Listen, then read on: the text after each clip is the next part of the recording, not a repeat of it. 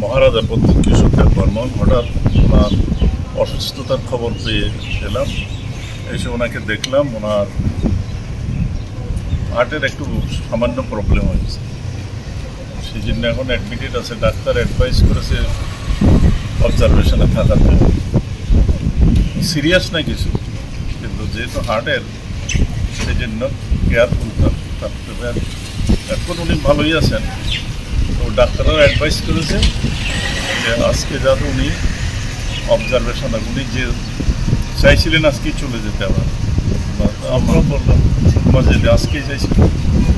আমরা অনুরোধ করলাম, আমরা অ্যাডভাইস করলাম আপনি এটা রিস্ক নেওয়া ঠিক হবে না, কারণ আমরা যদি কোনো প্রবলেম হয় তাহলে সেখানে কোনো মেডিকেল ফ্যাসিলিটি নেই। তারপরে হি হ্যাজ এগ্রিড।